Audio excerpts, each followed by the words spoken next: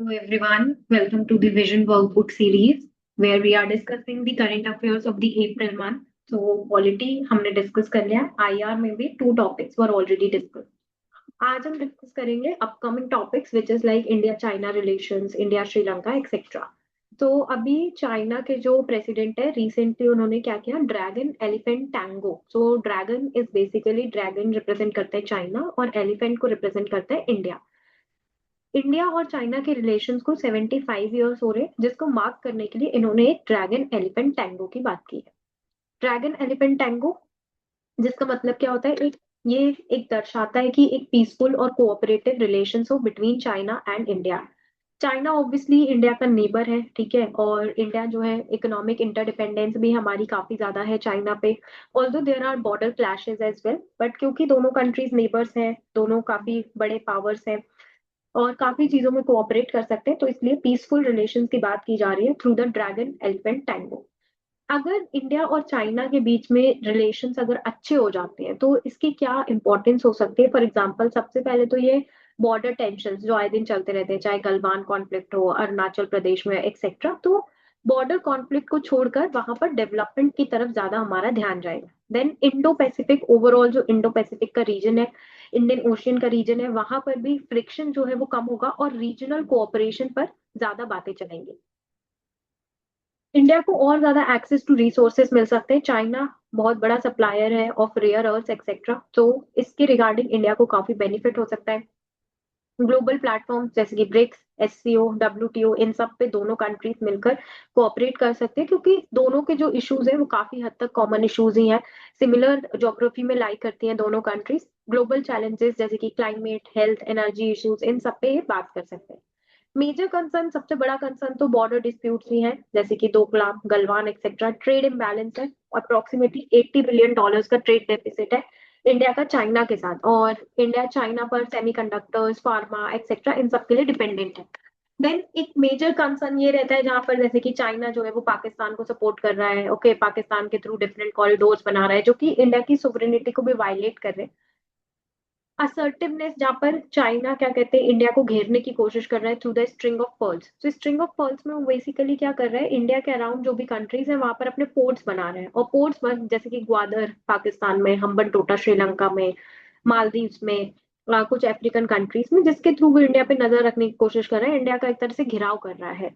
Then water के regarding भी ब्रह्मपुत्रा पे काफी बड़े बड़े डैम बनाने की बात कर रहे हैं, और अपर रिपेरियन जो वाटर है उसको कंट्रोल करने की बात कर रहा है. तो इस सभी के लिए यहाँ पर अब जैसे कि वे फॉरवर्ड क्या हो सकता है कि आप डिप्लोमेटिकली एंगेज करें, बातचीत करें, डायलॉग करें, कॉन्वर्सेशन करें एक दूसरे की, जैसे कि जो आपकी सोवरेनिटी है, आपके इंटरेस्ट है, उसके लिए आप म्यूचुअली रिस्पेक्ट कीजिए.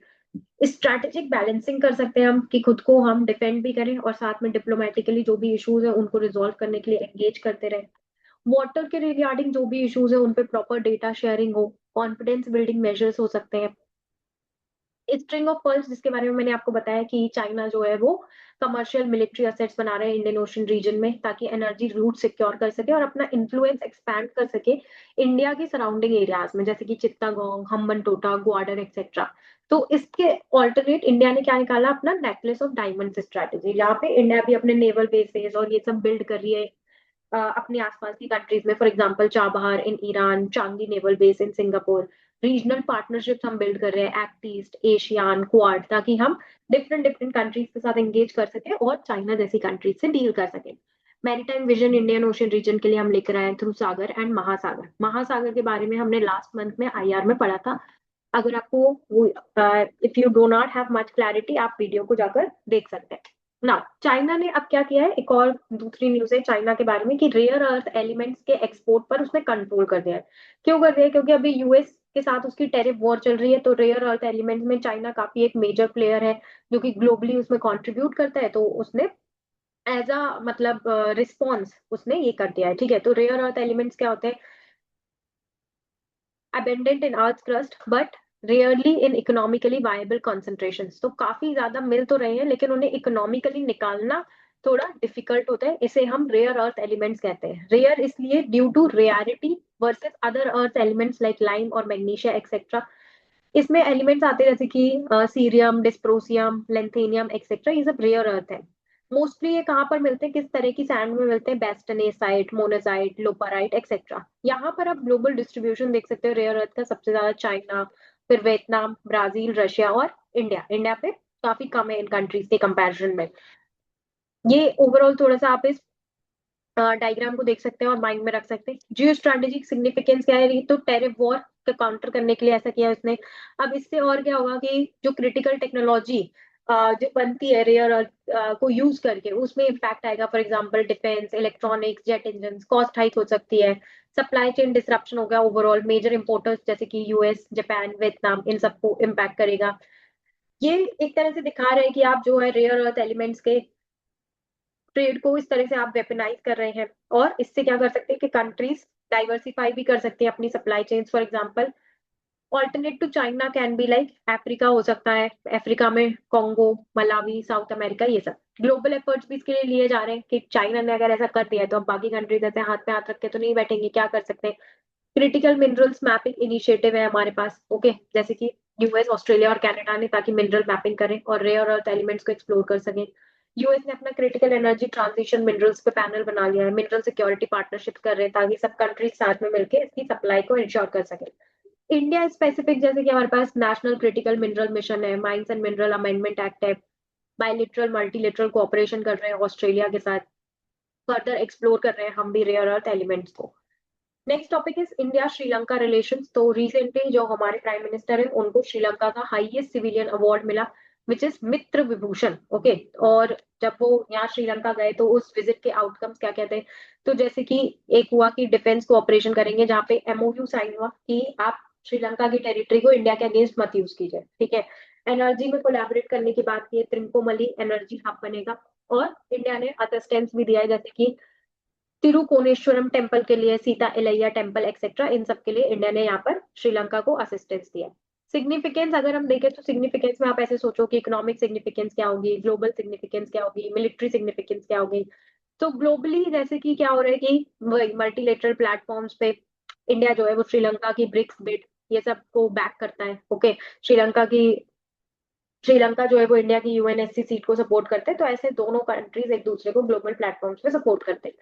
Maritime security Indian Ocean region में, इसके लिए श्रीलंका काफी इंपॉर्टेंट है। एनर्जी कोऑपरेशन कर सकते हैं एलएनजी में, multilateral engagement, then military exercises वगैरह करके आपस में कोलैबोरेट कर सकती है कंट्रीज। श्रीलंका के लिए जैसे इंडिया क्यों इंपॉर्टेंट है, financial aid, then IMF bail out, India early assurance enable $2.9 billion IMF package. Economically India जो है वो लार्जेस्ट ट्रेड पार्टनर है, एफडीआई कंट्रीब्यूट करता है श्रीलंका में, टूरिस्ट जाते हैं इंडिया से श्रीलंका। तो इस सब की वजह से इंडिया काफी इंपॉर्टेंट है श्रीलंका के लिए, ह्यूमैनिटेरियन असिस्टेंस देते हैं। इंडिया के लिए श्रीलंका क्यों इंपॉर्टेंट है, तो जैसे कि इंडियन ओशन में सिक्योरिटी पॉलिसी अलाइन होती है हमारी, नेबरहुड फर्स्ट, महासागर, और वहां पर काफी इंडियन ओरिजिन तमिल्स भी रहते हैं। कुछ चैलेंजेस है जैसे कि चाइना का इन्फ्लुएंस ऑन दी हम्बन टोटा पोर्ट, फिशरमैन डिस्प्यूट्स है, और तमिल एथनिक इशू। तो now let us discuss about this Tamil ethnic issue के बारे में हम डिटेल में डिस्कस करते हैं। तो बेसिकली जो श्रीलंका के तमिल्स हैं, ओके, उन्होंने काफी टाइम से ऐसे एलिज किया कि उनके साथ जो है पॉलिटिकल, लिंग्विस्टिक और इकोनॉमिक डिस्क्रिमिनेशन हो रहा है through the Sinhala only act. So Sinhala only act, जहाँ पे क्या हो रहा है कि यूनिवर्सिटी स्टैंडर्डाइजेशन, लैंड लिमिटेड से ओवर लैंड और रिसोर्सेज, ग्रीवांसेस जो थे वो इतने ज्यादा एस्केलेट हो गए कि श्रीलंका में एक सिविल वॉर हो गई, जहाँ पर इंडिया को इन्वॉल्व होना पड़ा ह्यूमैनिटेरियन, रीजनल सिक्योरिटी और तमिलनाडु के डोमेस्टिक रीजन की वजह से। 1987 में एक इंडो श्रीलंका अकॉर्ड होता है। तो इस कॉन्फ्लिक्ट, तो श्रीलंकन तमिल्स और जो क्या कहते हैं श्रीलंका के श्रीलंकन तमिल्स, इतना ज्यादा डिस्प्यूट एस्केलेट हो जाता है कि इस कॉन्फ्लिक्ट को रोकने के लिए इंडिया और श्रीलंका इंडोलंका कॉर्ड साइन करते हैं, और जिसकी वजह से 13th कॉन्स्टिट्यूशनल अमेंडमेंट होता है श्रीलंका के कॉन्स्टिट्यूशन में, और प्रोविंशियल काउंसिल्स एक्ट आता है। तो ये जो 13th कॉन्स्टिट्यूशनल अमेंडमेंट एक्ट है, ये बोलता है कि जो इलेक्टेड प्रोविंशियल काउंसिल्स मिलेंगे, पुलिस एंड लैंड पावर्स होंगी, फाइनेंस कमीशन होगा एक्सेट्रा। लेकिन ये जो है इसका जो इम्प्लीमेंटेशन है वो इतना ज्यादा नहीं हो पा रहा है, क्योंकि श्रीलंका में जो सिन्हाला लोग हैं वो इसको इम्प्लीमेंट नहीं करने दे रहे हैं। तो ड्यू टू दिस ये एक, again this is a cause of friction. Way forward क्या हो सकता है, दोनों कंट्रीज के बीच में रिलेशन कैसे इंप्रूव कर सकते हैं, जैसे कि सम्मान, संवाद, सो रिस्पेक्ट, डायलॉग, कोऑपरेशन, ये सब आप कीजिए। वही आपस में बातचीत कीजिए। फिशरमैन डिस्प्यूट, 13th अमेंडमेंट, हम श्रीलंका को बोल सकते हैं कि ऐसी बात हुई कि हमारा कॉल साइन हुआ था, आप उसको इम्प्लीमेंट करो अब। सॉफ्ट पावर कल्चर हम अपना यूज कर सकते हैं, जैसे कि बुद्धिस्ट सर्किट हो गया, रामायण ट्रेल हो गई, एक्सेट्रा। मल्टीलेटरली कोऑपरेट कर सकते हैं। तो अभी हमारे कुछ टॉपिक्स और बचे हुए हैं, जैसे कि India Saudi Arabia relations, India UAE, then BIMSTEC summit, Indian diaspora, काफी टॉपिक्स बचे हुए हैं अभी। और फिर कुछ न्यूज एंड शॉर्ट्स हैं जो कि हम अपकमिंग वीडियोस में कवर करेंगे। सो आई होप आप सभी लोगों को ये वीडियो काफी अच्छी लग रही होगी। Thank you for watching it.